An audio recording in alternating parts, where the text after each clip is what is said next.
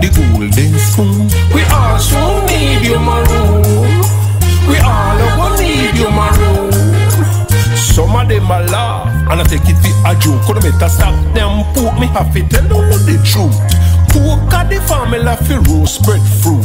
Black outside and white inside. Though some of them are dodge and some of them are hide. Some are plant the bliss in the great river Clyde. As them sip, so them slide. Watch how them collide. Them a fall out of love through them in a false pride. Maroon, maroon with the golden 1212 Radio Culture.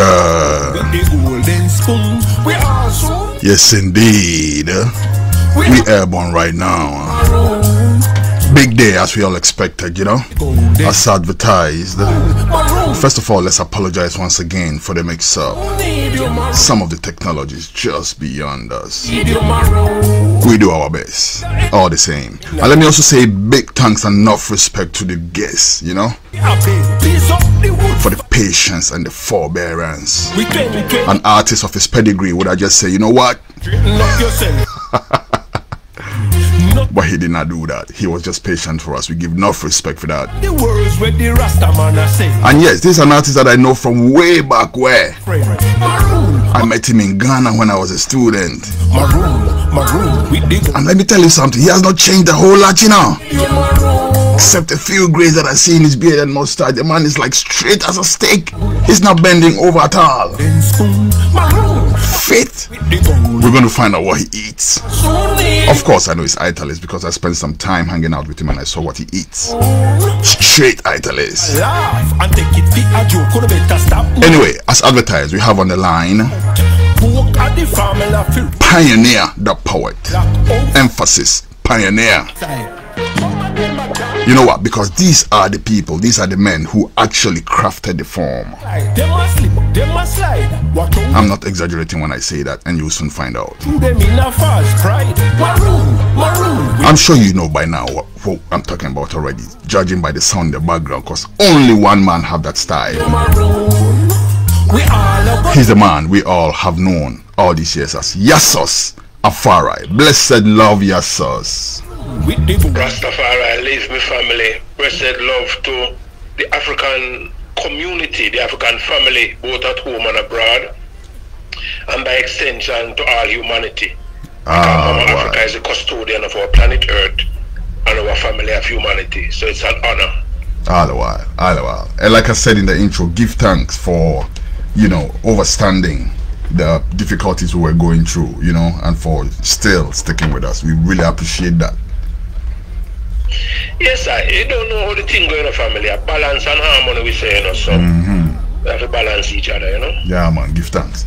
And also, before we proceed any further, you know, we're on social media. And you know how the thing go on social media, enough times when the copywriting, they're coming and things like that, you know, they make the whole thing very difficult. Let me ask you, YASUS, do you give us permission to use your music for one time only, for this purpose of promoting your music only? Certainly, bro. Give thanks. Free water way.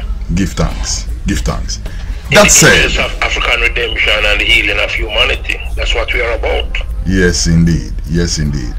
That said, let's set the ball rolling. First of all, hear this one. Mama Africa, me love you. Yeah, yeah.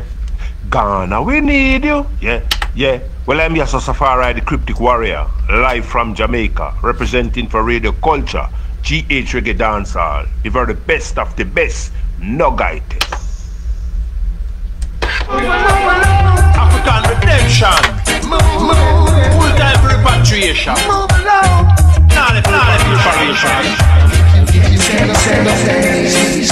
Get out of the race. If you can't set us strong, then you got to move along.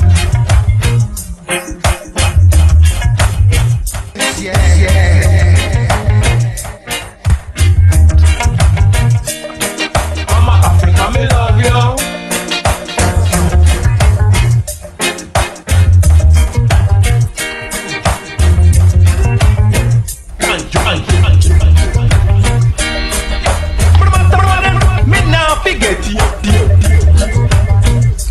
Yes indeed, Mama Africa, we love you.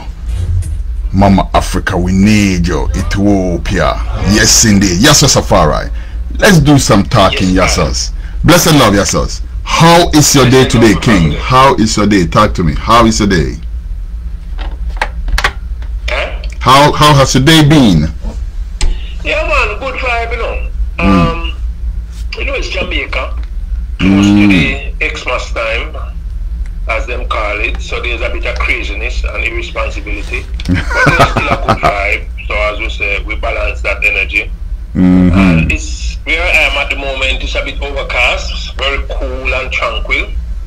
So it's a good time to be connecting with the community, the African community, the wider community, but more specifically the African community. Nice, nice.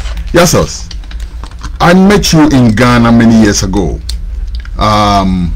Before this interview, I tried to remind you, and you actually did a better job than I did. You actually reminded me the exact period that was. It was during Panafest of 1990, was it? Somewhere in the 90s. In the 90s, no, it's 25 years ago. 25 years ago. I think it was Panafest 1997. 97. What are your memories of that time, of Ghana in general, and of that time when you were in Ghana? Have you been to Ghana after that?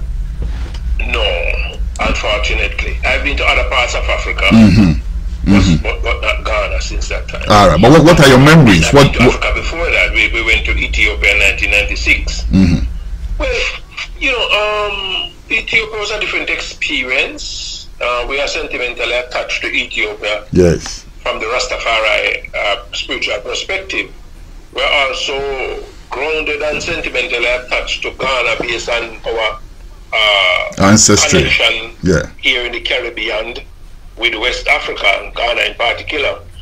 So the Ghanaian experience was a peculiar experience. It's almost nostalgic. You know, we could see people that look exactly like someone close to me or familiar in Jamaica. I mean, I said to my friends, if I were able to bring back some of the people from Ghana and just turn up with them on the corner, people would say, hold on there. But the man, the brother that. I said, no, that we know. So for those reasons, and the culture, the food, the rhythm, the vibe, the love of the people, words can't explain, brother. That's why we tell enough people in the West, even at Jamaica, say, yeah, they need, if you can, you know, you need to connect with the continent, connect with Africa physically, because it's difficult to explain the experience. It's difficult to see it from the video or the stories. True that. It's an experience that you feel on a cellular level. A spiritual almost experience for us, and the people embraced us really, really, really in a serious way. And obviously, we embrace the people; they embrace us. Its reciprocity was in evidence. Nice. And so those are memories that have stayed with me until this day. And that was when you reminded me. I was even more delighted. Especially since that song and since the album, Mama Africa is on the album. The album is called Golden Spoon Maroon. We have always been in touch with Africa, you know, because we're about African redemption. But since this album came out, I've been getting contact from Africa constantly, day and night. Wow. And most of the people are people who have not even met. I've not known about them. They have known about me somehow. But there's a constant connection, even requests for recording and requests for touring. So the heart is full and is in joy, because it's a vision that I see. You know, I see myself as a bridge builder. And the ultimate bridge is the bridge between the womb of the resurrection, the grave in which our people have been buried due to the transatlantic genocide and the crucifixion of African people and the international cross of slavery and colonialism. And so for us to be able to connect and to be active in the process of African resurrection, in process of African redemption, it is a sacred duty and it is an honor. Wow. YASUS AFARI, you have your way with words, and listening to you, I'm just, you know, taken away. But we'll get to that, because first of all, you mentioned your album, Golden Spoon Maroon. Golden Spoon Maroon has been described as musical alchemy. musical alchemy? We'll come to that. First of all, let's start from the top. YASUS, to the uninitiated, what is dub poetry? What is that? Okay. You know that every colonialist, and don't forget, that colonialism is the deliberate act of vampirizing a people, reducing them to feces as a conquest of war. Language plays an important role in that deconstruction of African consciousness. And so we think that colonialism is attendant to what I describe as neuro-linguistic sorcery. Yep. And so the art of poetry is really to deconstruct colonialism, to deconstruct the genocide, to liberate our people, to use the art form to dub out the negative concepts on the mind and the language and the psyche, and to dub in the healing of African empowerment and spirituality, and to reconstruct the African consciousness, African awareness. And so dub poetry is that art, is a revolutionary art form to dub out the folly, cut out the cancer of colonialism, Dub out the folly, to infuse African spirituality, to wake up the sleeping giants of Africa for African redemption, and to reinstate Mama Africa on our throne of honor and glory. So that seems like a very deeply philosophical definition of the art form. In terms of structure, in terms of musicality, in terms of raw, musical, in terms of raw terms, what would you say the poetry sounds like? We know your music, okay, but in a general sense, against the backdrop of that philosophical definition, is really to strip down reggae music in particular to its bare essentials. Yes. The drum, the bass, and any other thing on top of that. Percussions, the congos. So bare essential, that coincides with the fact that our art form is an art form of utility, is an art form of emergency, is an art form to rectify and remedy and arrest a situation, to move the people forward. So consistent with that idea, it's really just the basic, like how King Tubby's originate dub, and you know what is dub music. So you marry dub music with poetry. All right. So how did it start, and how did it gain footing in such a musically pregnant society as Jamaica? With the mainstream reggae going on, with the ska before that, with all the different other forms that some of us don't even know about. How did dub poetry gain footing, and how did it start really? Good question. What happened is that we have a long poetic tradition in Jamaica, from Francis Williams in 1700 to Claude McKay, Marcus Mosiah Garvey, Miss Lou, Bob Marley, Jimmy Cliff, Peter Tosh, Munta Baruka, Linton Quasar Johnson, Benjamin Zephaniah, Jean Binta Breeze, among others.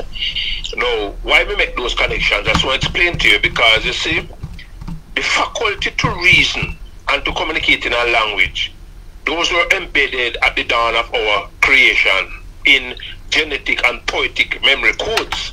So our poetry is almost like a reservoir of African retentive memory. And so if you look at it deeper in that context, the griot tradition of Africa, really our thing is rooted in that. And so we retain that. And it is re-emerging. So, I mentioned some of the people that we credit, especially Miss Lou, but in the more contemporary rendition of what is described as dub poetry, you'll have to think of someone like Oko Onura. Yes. And you'll have to think of someone like Muta Baruka, Linton Quasar Johnson, as I said earlier, Gene Breeze, Mikey Simit, Godfather, among others.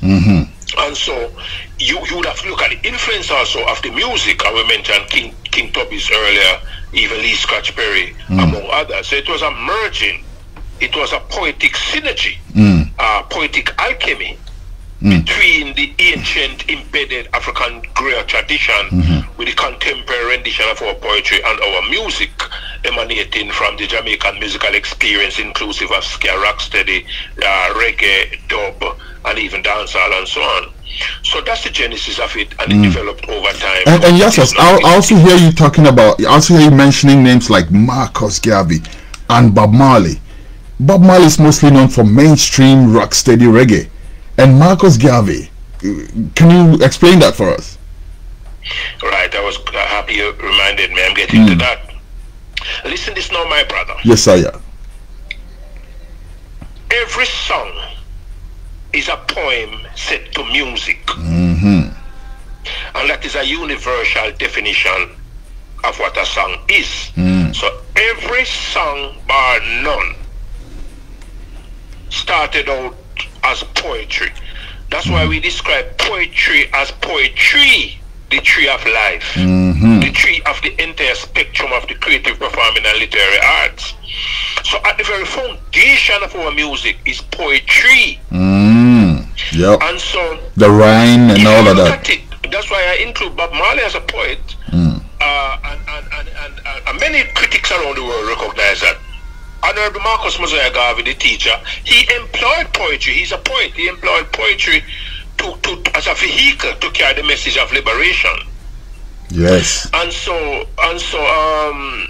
you know, we want to know sure that it's even this album Golden Spoon Maroon with guests from like Ainika Mosey, Beres Hammond, yes. Rock, King. Nice segue, because I was just going to segue into that as well, right? Golden Spoon Maroon. Referencing that is okay. Yes. So what I'm saying here is that what we are trying to do now is to define the definition.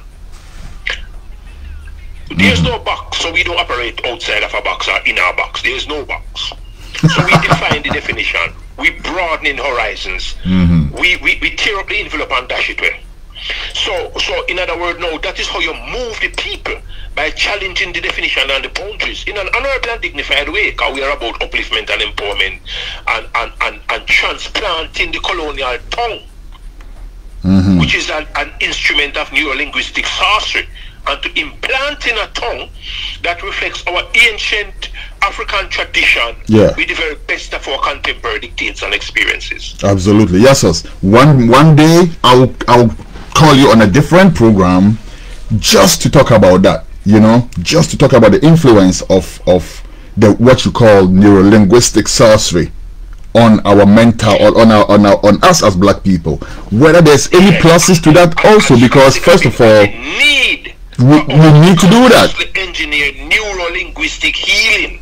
So I agree with you. That yes, I don't want to stray from Golden Spoon Maroon though. So that's why I'm saying we'll set a different platform to talk about that, you know, because what it is that a writer in Tanzania some time ago called Ngugi wa Thiong'o, right, decided after attaining all the certificates there were to attain in the English language, decided that he would write only in his local language, you know, for the benefit of his people. But some other people question how many people read Kikuyu, in which he was writing in, you know. So that's a whole another subject that we will not go into right now, because we don't want to stray from the subject of the day, which is Golden Spoon Maroon that we're talking to you about right now.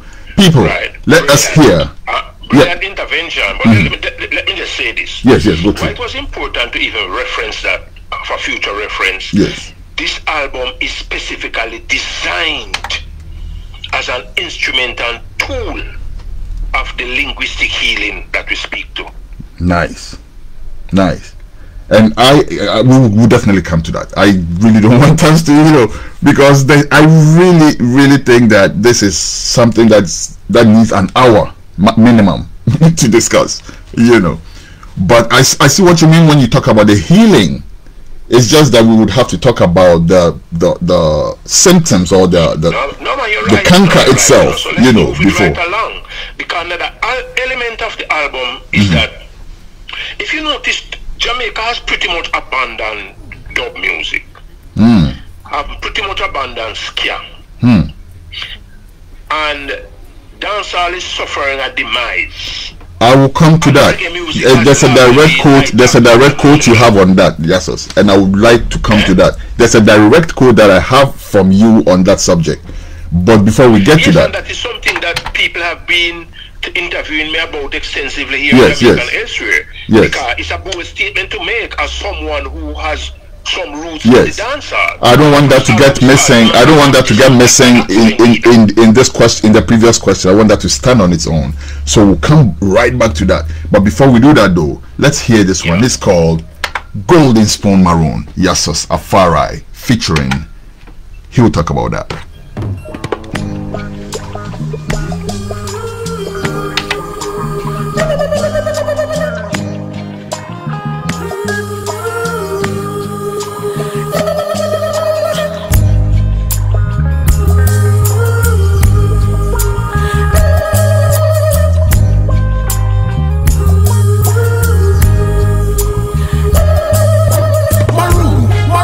With the golden spoon, maroon, maroon with the golden spoon. We all so need you, maroon. We all are gonna need you, maroon. Maroon, maroon with the golden spoon. Maroon, maroon with the golden spoon. We all so need you, maroon. We all are gonna need you, maroon. Some of them a laugh and I take it for a joke. Could I better stop them poke me have to tell them the truth. Cause the family fi roast spread fruit.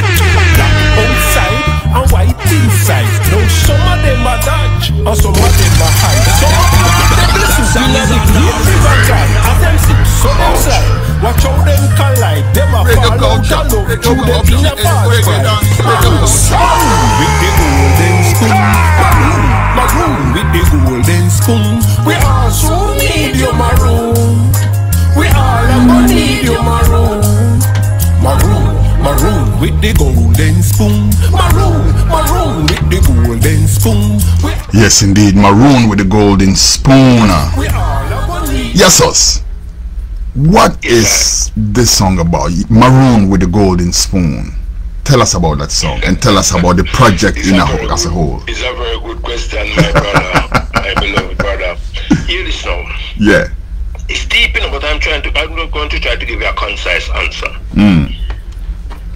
Remember, my brother, the original sovereign First Nation peoples of this planet have been rudely disrupted and dislocated and deconstructed. So we use the Maroons of the so-called Maroons of Jamaica as a reference point to address the plight of the First Nation peoples and the sovereign original peoples of our planet Earth, from continental Africa into South America, into Australia, into New Zealand, into the Celtic people, into the indigenous people, into the revival, the Aboriginal people of Australia, into the Maroons. Yeah. And so first of all, that's what it is doing. Now this song is loaded, you know. I'm asking the listeners to dissect it, look into the subtleties and the nuances, because it is loaded. And so it is really, when it's a song a bang, you know more than anyone else as African people, that is a call to order. It is a sacred call to order. And this order is about African redemption. And so that is another part of the message. Now we are addressing things within the indigenous communities and in particular within the Maroon communities as well. And so we are addressing things internationally. Because if you look at the River Clyde is in Scotland, but I won't say much more on that. We have some really, if me 10-year-old that asks me, Daddy, what do you mean by me twing twing line up with me wing wing? That's a parable. So the thing is loaded and the music is compatible with it so that people can marinate the energy, dissect the words and get the revolutionary essence and poetic musical alchemy that is infused into it. But let me just say this finally. I was inspired to write the first 8 lines in 1983 while I was at college. 83. And when I wrote those 8 lines, it's like the ancestral spirit that gave them to me said when the time is right, so I couldn't write anymore. And I don't have writer's block or this type of stuff. So over the years, I've always been scratching my head, why, I want the time I go write. 7 years ago, I took up the piece of paper and asked the question if I come back to me when the time is right. Fast forward to last year, Top Road Music, a virgin called Jack Chemist, so he's an alchemist. He reached out to me. Long story short, he asked me to support a project. I accepted and decided to. And he sent the rhythm to me. 1 minute and 30 seconds into the rhythm. When the Spoon Maroon that I wrote, the 8 lines came back to me from 1983. That rhythm. It's almost like the ancestors who were there at the time handed a piece of paper to me, figuratively speaking now, like they hand a piece of paper to me with the rest of the lyrics, and it was just like bam. Wow. There's more to the story, you know, but that's just the gist of it. Wow. Wow. From here you say, wow, I think you get the message. You absolutely. Absolutely, because you said 1983, did you? Go again? You said 1983 is when you got the first you know, lines. 8 lines. And now it's 2000 and let's say 22. Arts, science and technology. And the vibes, I won't say spirit because some people don't understand that, but I could say spirit, I could say vibe, I could say my mind, whatever you want to say. Yes, yes. Something said to me when the time is right. And it took me 39 years, nearly 40. That is next level. That is next level. But Golden Spoon Maroon, not just for one who is listening to me, but for me, myself as well. Yeah. Yeah, nah, that's very inspiring. Together around this song and this project, it's a next level again. Wow. Now, Golden Spoon Maroon features some heavy reggae generals. One of them you call the chairman of the board.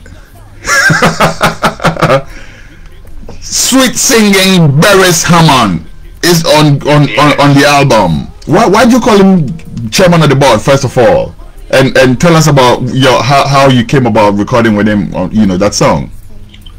Well, you know, Beres Hammond is a man where I'm full of love and him crafty and him skill. Brilliant writer, brilliant producer, in touch with the pulse of the people, especially the women.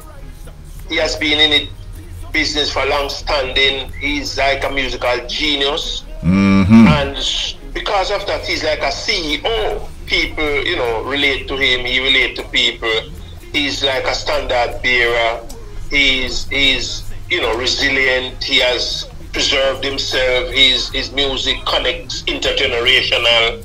So, he's like a chairman. He's like a CEO of the industry here in Jamaica. Now I hear what that means. Now I hear why you call him. Outside of the Lovers Rock King and Lovers Rock Godfather, he's the CEO. Because, the women are driving force of our music. Yes, absolutely. Communities and traditions. Yes. So, once a woman embraces you, you're well embraced. Straight up. True that. True that. And I also hear you call him Kojo. Why you call him Kojo? Well, people who close to him is a little name. Him come from St. Mary, but he's a warrior. And they even know. Kojo tell me personally, say he's a Rasta man, And so, in other words, no, he's a warrior. And him have the name for him St. Mary tradition and for people who close to him, and him love the name there.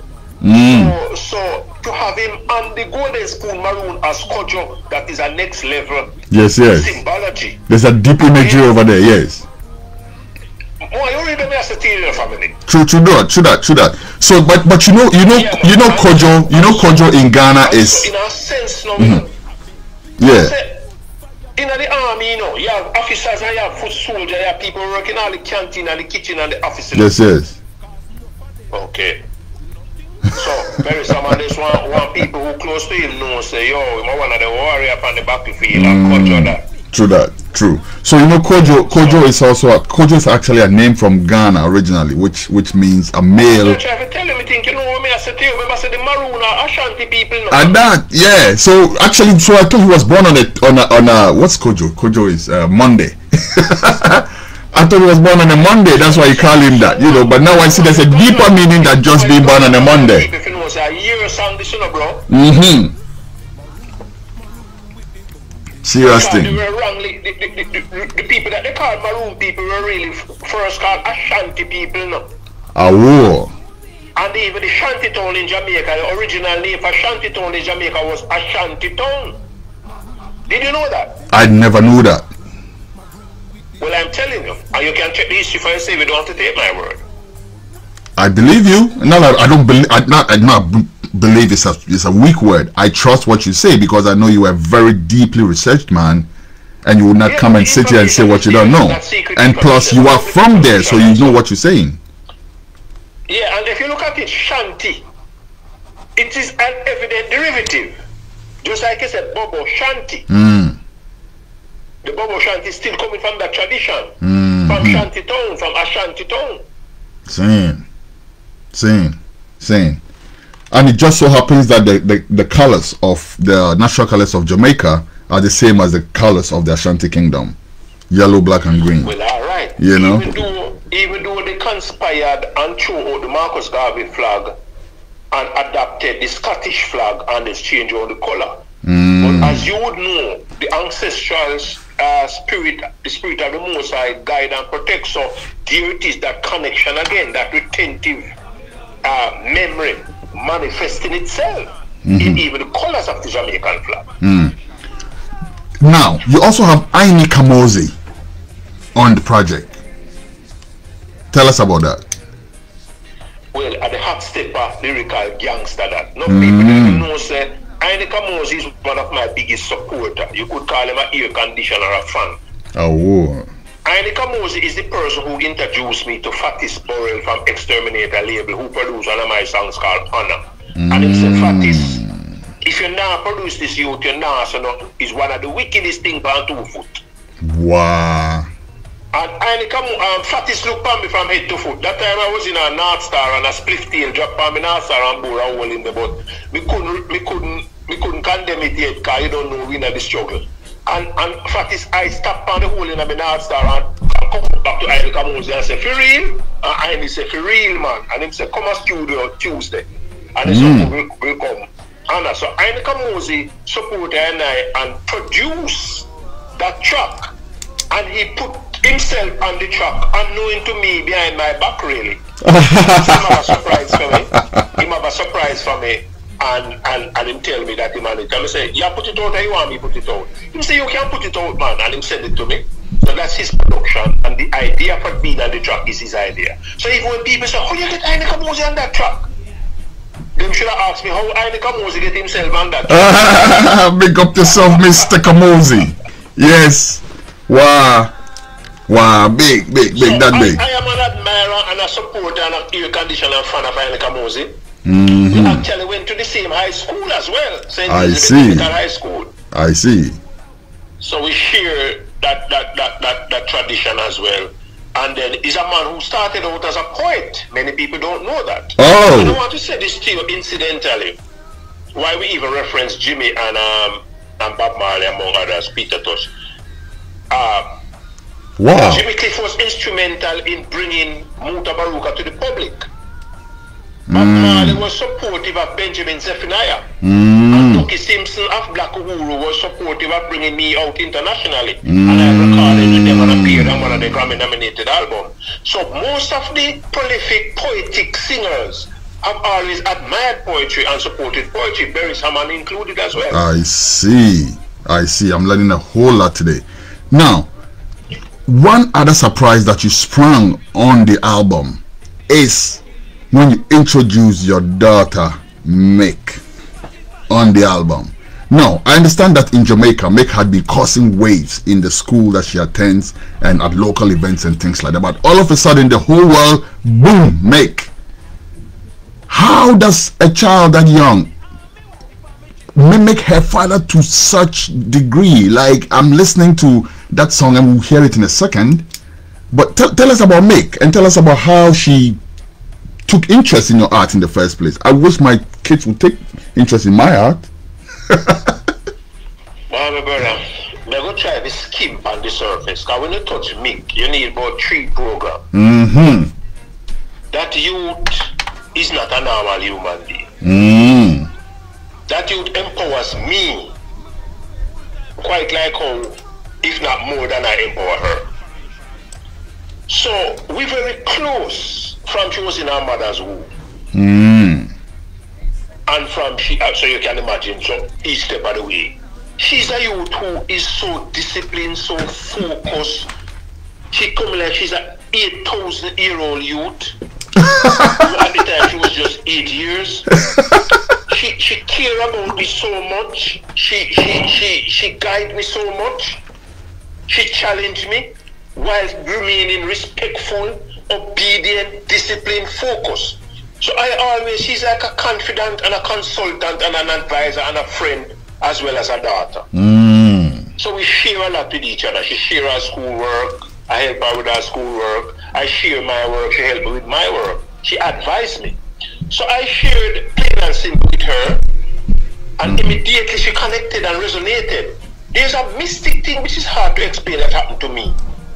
But after I finished writing it and shared it with her, while reasoning with her, she was like an ancestral portal that brought 2 significant lines that made a difference in that song. And I credited her for it. Tell us those lines, Yasus.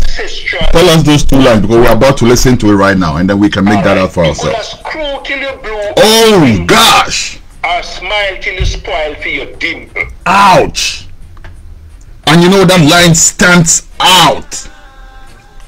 That line stands out. Listen, let me give you a quick thing. I won't be long. Go through. Just to make me know and aware of what is happening. Those 2 lines were taken away from me because they were so simple. I think I couldn't forget them, so I didn't scratch it down. And I called to Mick and said, Mick, you remember those 2 lines when we were in my office and we were talking about it? What were those 2 lines? She said, Daddy, you could have screwed till you blew. And I said, Micaiah, you know, says you write those 2 lines. She said, no, Daddy, but it's you. Said, Mr. Micaiah, I'll explain to you maybe in the group a little bit more. But you are like a conduit. You are like the instrument that brought those lines to me. And I think my mind conveniently forget it just to prove to me that you are the ancestral portal and vehicle. What a blessing. The thing that normal, man. What a blessing. Screw till you blue. Let's hear this one from father and daughter. Interview in the Gleaner. And she said, it is not up for debate. It is that plain and simple. Ancestral voice for real. So we won't be violated, and we are not interested to violate anyone. That's why we don't take part in colonialism. We don't vampirize people and reduce them to feces. We don't violate our loved ones. We don't violate ourselves. We don't seek to violate, and we will not be violated. It's that plain and simple. Wicked.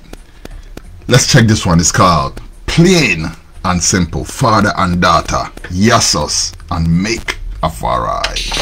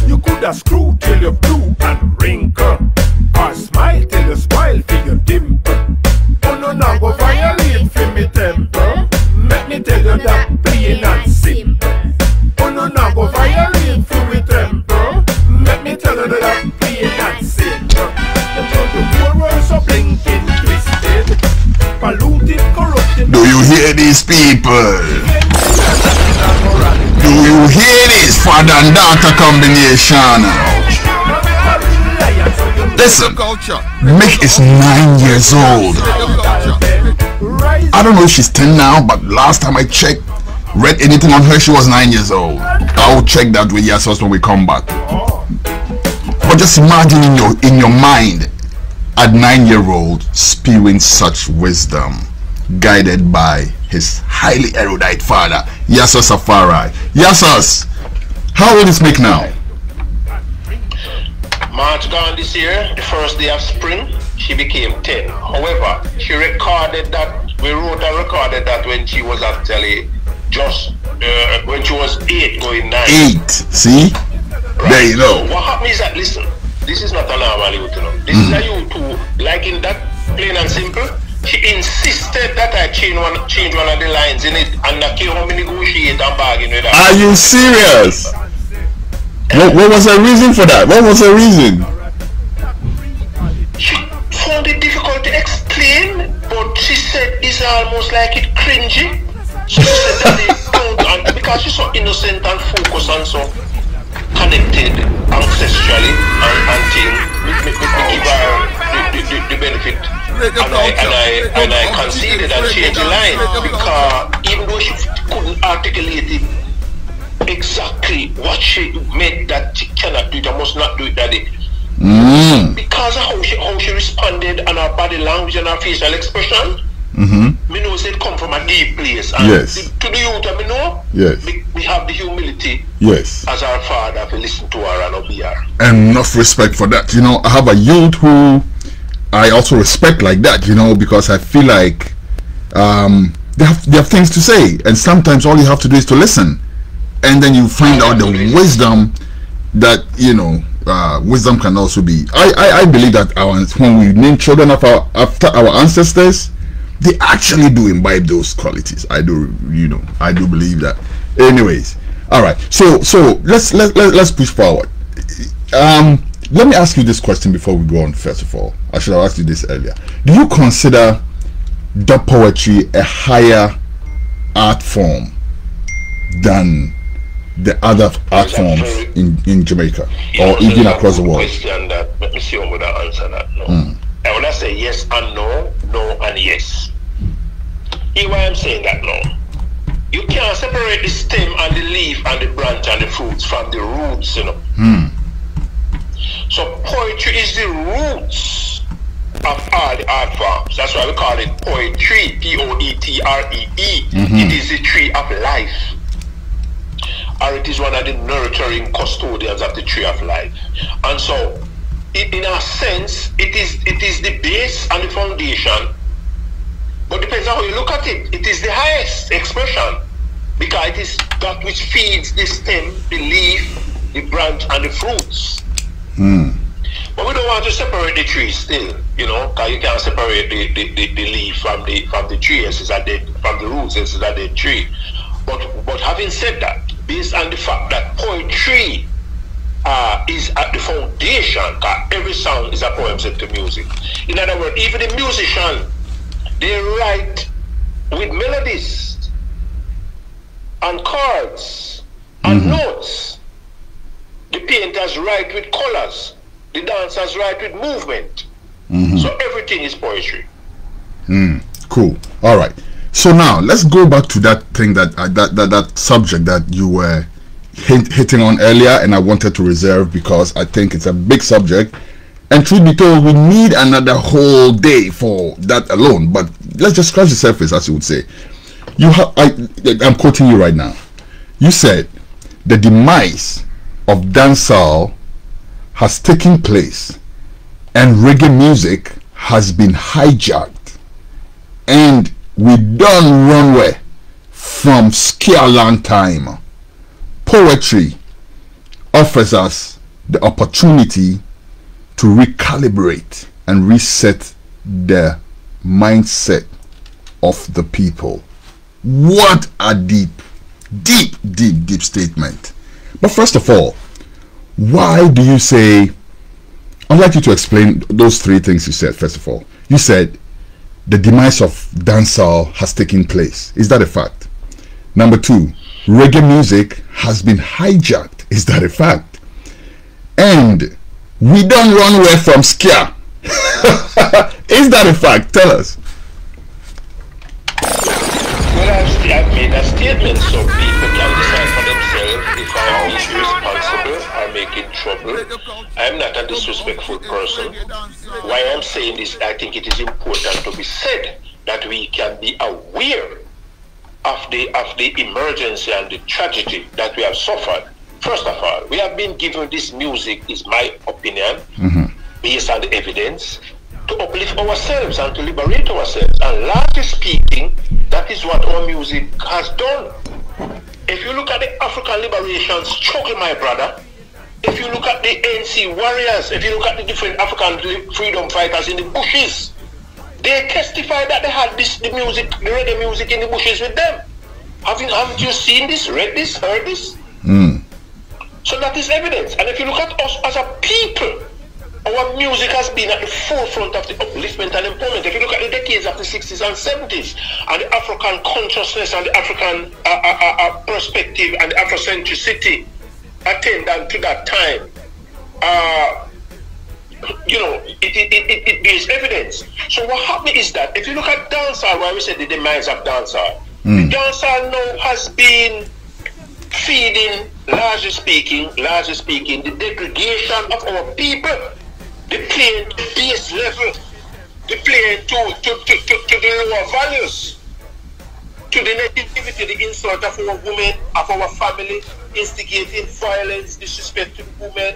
It's not the only thing that is responsible, but it is a thing that emanates from the sacred music, which was given to us for the empowerment and uplifting to our people, which was largely doing that. Until the demise happened, whereby they infuse artificial music into the thing and take out the heartbeat and assassinate, or attempt to assassinate Bob Marley, assassinate Peter Tosh, and install, we don't want to call names so that people don't feel insulted, but install some of the dancehall personalities that bring up message that is void of empathy, African consciousness. The evidence is born out in even the names that purveyors of this kind of thing to bore, and the message as well, and the attendant impact it has on our community and communities, even Africa as well. So we warning the African people: be careful how you get contaminated by some of the energy that is coming out. Because at the end of the day, when Babylon fall and crash, we don't want to carry home the cancer and the disease in the continent. No. If you look at the reality, if you look at a group called Slightly Stupid in America, and you look at Jamaica, it's very few people touch animators who pass away. Buju Banton touch it, quite a few people touch it, but ska is pretty much absent from the Jamaican space. You have to go to Europe for that as well. Pretty much absent from the Jamaican space. If you look at what happened in reggae music over time, if you look at the data, if you look at the figures, if you look at the tours, if you look at the money earnings, it's almost like Jamaica clean up the crumbs. So the government, as usual, just like it is in Africa, are aligned to the farmer and current neo-colonial masters, without aligning with the legitimate struggles and aspirations and intellectual property rights of the people. And so we're in a situation that we have been dispossessed of the resources that we'll see about the ultimate liberation and emancipation of our people in the economic and social and cultural sense. And so when that happens, when people in a chaos, and you don't want chaos, you want community, you have to revisit the foundation. And as we have said, every song is a poem set to music, so poetry is the foundation. So we are tasked with the responsibility of realigning, recalibrating, resetting the music and the culture and the mind of the people, more importantly, to focus on our values as African people in exile, as human beings who are spiritual entities. And so that our music now will speak to those qualities and attributes that will help to uplift and liberate and build the confidence and self-esteem of our people. All right, YASUS. Yeah, so now it looks as if we, like I said, this is a subject that we have to explore deeper, further, right? But let me just ask you though, is dancehall music destroying the social fabric the way you see it? Is it what is that what it is? Is it or no? That's what I'm saying. We have to be careful, because look, we are a part of a neo-colonial construct. And a colonial to neo-colonial construct. Our education is not decolonized. Our parliament is not decolonized. The police force is not decolonized. The office of the Prime Minister and the Governor General is not decolonized. The religion is not decolonized. Our institution, educational and otherwise, our foreign policy, our education policy, our social policy, our domestic policy is void of decolonization. And so our people live, especially children and the younger people, live what they learn. However, if we are artists, and by definition, artists provide enlightenment for the people, while they reflect the challenges of the people, they must reflect it in such a way that it don't compound the problems but alleviate it. So if you are reflecting what is happening, the drama and the tragedy and the disruption of our people, if you are reflecting that, but not reflecting it in a way to alleviate it, not to compound it, you are an artist, but you are a con artist. And so we have many con artists among us in the dancehall space and elsewhere that use the music to further the agenda of the colonialists and the neo-colonialists and the people who are fighting against the decolonization and the people who want to preserve the status quo. And so in that sense, they are contributing to the decay of the cultural fabric. Same. Very well explained. YASUS, our time is almost spent. But before we go though, one more thing that you said is that there's music versus music. That's a poet using words, music and music. You definitely make music. What do you call music? The music that makes the people sick. This music that is void of harmony and balance. The music that will help the people to be centered and operate from the cockpit, which is the center of your reality, which you could call it the melanin temple, the pineal gland, the third eye, the iophorus, the third lip, the third nostril, the third ears. To be centered, to be in a position of control of your faculties, that you can dispense your purpose and responsibility. When you come with a music now that take the people out of themselves, that take the people from that tranquility and control and calm and that ease, then it is contributing to the dis-ease. And if it is not healing and uplifting and empowering the people, then it is not mewing the sick, but it's making you sick. YASUS AFARI. Yo, listen, man. Alright.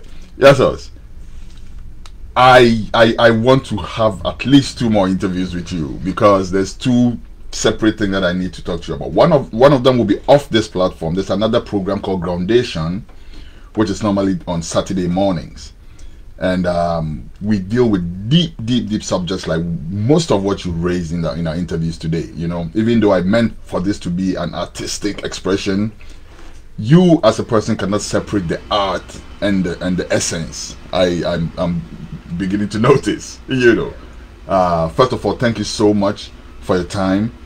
Before we go though, Poetry in Motion is celebrating 20 years. Tell us about Poetry in Motion. Right, thank you, and you're most welcome, my brother, and thank you for the honor and the pleasure of connecting with our people.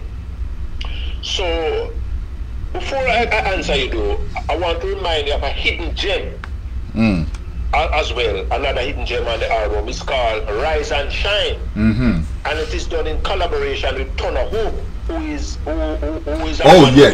yes, Tona Hope from Ghana. In Ghana. Oh, so we say he's Jamaican, but he lives in Ghana. Tona Hope is Jamaican, but he lives in Ghana, you said? Yeah. Okay, yes. okay. So here what happened now, my brother. It's like this album is poetic musical alchemy to reset and to harmonize dub and reggae and poetry. And so we are happy for the opportunity, and whenever you are ready for us to connect with our people, we are available.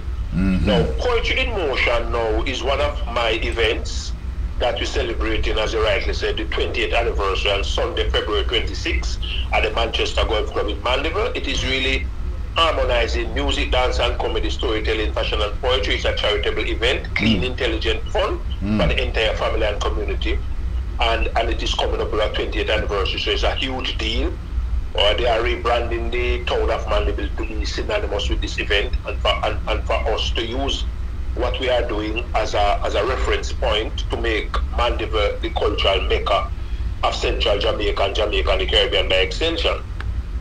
Poetry in Motion is what gave birth to Jamaica Poetry Festival, of which we just celebrated the 12th anniversary on the 14th of August at the AC Marriott Hotel in Kingston. We featured Monty Alexander, Skip Marley, Professor Mervyn Morris, George Elliott Clark, Ebony Payne, Kai Fartner, Samaya Banton, Marjorie Wiley, myself, among others. And so we are doing, you know, the work that we do with like this album, we do with our workshops and our lectures. We are doing it with these events.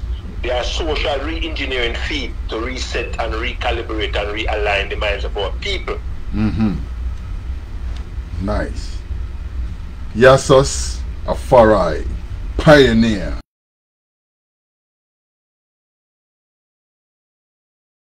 The poet, and I want to say also an elder of the Rastafari community, because this is a man that way back when we used to know YASUS, the music that you hear him put out is the life that he lives.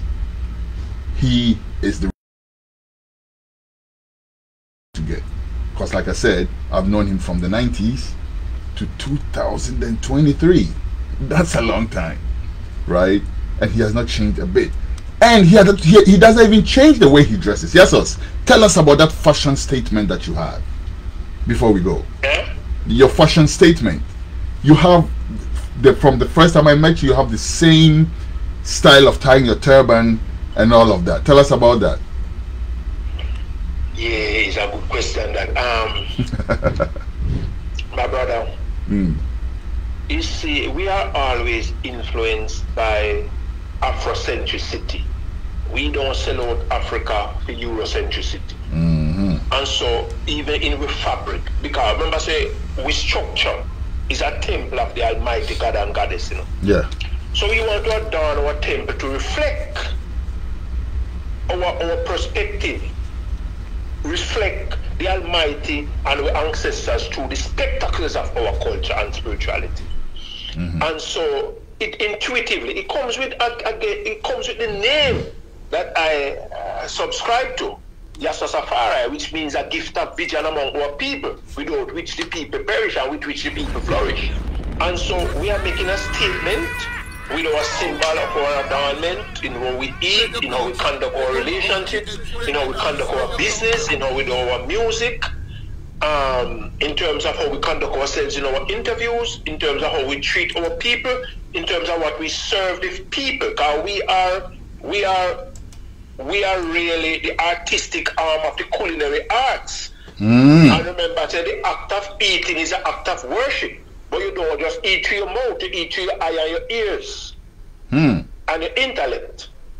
So just like you're serving food, you want the table to be proper, you want the plate to be proper, and the food to be properly serving to you. So it's a whole package. So even how we are done is just like you decorate your dining room table or how you serve your food.